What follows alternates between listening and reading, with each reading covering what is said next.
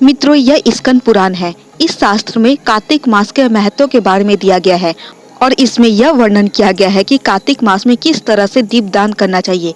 मित्रों, यह स्कंद पुराण का अध्याय है कार्तिक वर्ष से एक पतित ब्राह्मणी का उद्धार तथा दीपदान एवं आकाश दीप की महिमा।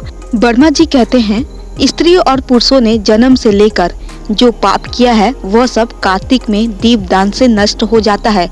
इस विषय में मैं तुमसे एक प्राचीन इतिहास का वर्णन करता हूँ। पूर्व काल में द्रविड़ देश में एक बुध नामक ब्राह्मण रहता था। उसकी स्त्री बड़ी दुष्ट और दुष्चार परायण थी। उसके संसर्ग दोष से पति की आयु छीन हो गई और वह मृत्यु को प्राप्त हुआ। पति के मर जाने पर भी वह विशेष रूप से व्यभिचार में लग गई। उसको लोक निंदा से तनिक भी लज्जा नहीं होती थी। उसके ना तो कोई पुत्र था और ना भाई ही। वह सदा भिक्षा के अन्न का भोजन करती थी। अपने हाथ से बनाए हुए शुद्ध और स्वल्प अन्न को कभी न खाकर मांग कर लाए हुए बासी अन्न को ही खाती थी। दूसरे के घर रसोई बनाया करती और तीर्थ यात्रा आदि से दूर रहती थी। उसने कभी कथा भी नहीं सुनी थी। एक दिन तीर्थ यात्रा में लगा हुआ कोई विद्वान ब्राह्मण उसके घर पर आया। उसका नाम कुश था। उसको व्यभिचार में आसक्त देखकर उस ब्रह्म ऋषि श्रेष्ठ कुश ने कहा, ओ मूढ़ नारी, तू मेरी बात को ध्यान देकर सुन। पृथ्वी आदि 5 भूतों से बने हुए और पीप एवं रक्त से भरे हुए इस शरीर को जो केवल दुख का ही कारण है, तू क्यों पोसती है? अरे यह देह पानी के बुलबुले के समान है। एक दिन इसका नाश होना निश्चित है। इस अनित्य शरीर को यदि तू नित्य मानती है तो अपने मन में बैठे हुए इस मोह को विचार पूर्वक त्याग दे। सबसे श्रेष्ठ देवता भगवान विष्णु का चिंतन कर और उन्हीं की लीला कथा को आदर पूर्वक सुन। और जब कार्तिक मास आवे तब भगवान दामोदर की प्रीति के लिए स्नान दान आदि कर दीपदान दे। भगवान विष्णु की परिक्रमा करके उन्हें प्रणाम कर। यह व्रत विधवा और सौभाग्यवती सभी स्त्रियों के करने योग्य है। ये सब पापों की शांति और समस्त उपद्रवों का नाश करने वाला है। कार्तिक मास में निश्चय ही दीपदान भगवान विष्णु की प्रशंसा बढ़ाने वाला है। ऐसा कहकर कुछ ब्राह्मण दूसरे के घर चला गया और वह ब्राह्मणी भी कुछ की बात सुनकर पश्चाताप करती हुई इस निश्चय पर पहुंची कि मैं कार्तिक मास में अवश्य व्रत करूंगी। तत्पश्चात कार्तिक मास आने पर उसने पूरे महीने भर प्रातः सूर्य उदय काल स्नान और दीपदान किया। तदंतर कुछ काल के बाद आयु समाप्त होने पर उसकी मृत्यु हो गई। स्वर्लोक में गई और समय अनुसार उसकी मुक्ति भी हो गई। कार्तिक के व्रत में तत्पर हो दीपदान आदि करने वाला जो इस दीपदान का इतिहास सुनता है वह मोक्ष को प्राप्त होता है। नारद, अब आकाश दीप का महात्म्य सुनो। कार्तिक मास आने पर जो प्रातः स्नान में तत्पर हो आकाश दीप का दान करता है वह सब लोकों का स्वामी और सब संपत्तियों से संपन्न होकर इस लोक में सुख भोगता और अंत में मोक्ष को प्राप्त होता है।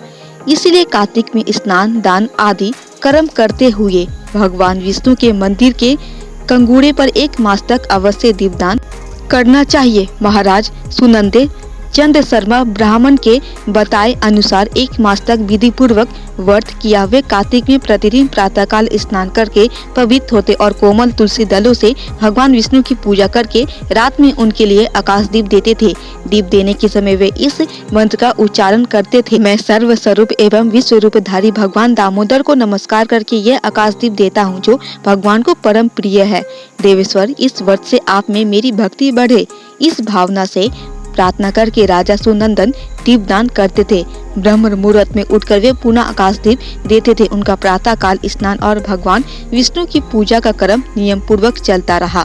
मास की समाप्ति पर उन्होंने व्रत का उद्यापन करके आकाश दीप के नियम को भी समाप्त किया और ब्राह्मणों को भोजन कराकर उस विष्णु व्रत की पूर्ति की। इस पुण्य के प्रभाव से राजा ने इस लोक में स्त्री पुत्र पौत्र और स्वजनों के साथ लाख वर्षों तक पार्थिव भोगों का उपभोग किया और अंत में स्त्रियों सहित सुंदर विमान पर आरूढ़ हो 4 भुजाधारी शंख चक्र गदा आदि आयुधों से सुशोभित पीताम्बरधारी विष्णु का दिव्य शरीर पाकर मोक्ष का आश्रय ले वे विष्णु लोक में भगवान विष्णु के ही समान सुख पूर्वक रहने लगे। अतः कार्तिक मास में दुर्लभ मनुष्य जन्म को पाकर भगवान विष्णु को प्रिय लगने वाले आकाश दीप का विधि पूर्वक दान देना चाहिए। जो संसार में भगवान विष्णु की प्रशंसा के लिए आकाश दीप देते हैं वे कभी अत्यंत क्रूर मुख वाले यमराज का दर्शन नहीं करते। एकादशी से, तुला राशि के सूर्य से अथवा पूर्णिमा से लक्ष्मी सहित भगवान विष्णु की प्रशंसा के लिए आकाश दीप प्रारंभ करना चाहिए।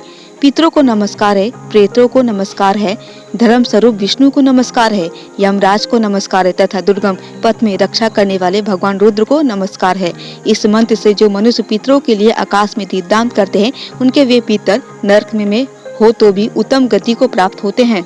जो देवालय में, नदी के किनारे, सड़क पर तथा नींद लेने के स्थान में दीप देता है, उसे सर्वतोमुखी लक्ष्मी प्राप्त होती है। जो ब्राह्मण या अन्य जाति के मंदिर में दीपक जलाता है, वह विष्णु लोक में प्रतिष्ठित होता है। जो कीट और कांटों से भरी हुई दुर्गम एवं ऊंची नीची भूमि पर दीपदान करता है, वह नरक में नहीं पड़ता है। पूर्व काल में राजा धर्मनंदन ने आकाश दीप दान के प्रभाव से श्रेष्ठ विमान पर आरूढ़ हो विष्णु लोक को प्रस्थान किया। जो कार्तिक मास में हरिबोधिनी एकादशी को भगवान विष्णु के आगे कपूर का दीपक जलाता है, उसके कुल में उत्पन्न हुए सभी मनुष्य भगवान विष्णु के प्रिय भक्त होते और अंत में मोक्ष प्राप्त करते हैं। पूर्व काल में कोई गोप अमावस्या तिथि को भगवान विष्णु के मंदिर में दीपक जलाकर तथा बार बार जय जय का उच्चारण करके राजेश्वर हो गया था। तो मित्रों, यह था कार्तिक मास में दीपदान का महत्व। उम्मीद है मित्रों, ये छोटा सा ज्ञानवर्धक वीडियो आपको जरूर पसंद आया होगा। अगर थोड़ी भी पसंद आई होगी तो प्लीज आप हमारे चैनल को सब्सक्राइब कर दे और वीडियो को एक लाइक भी कर दे।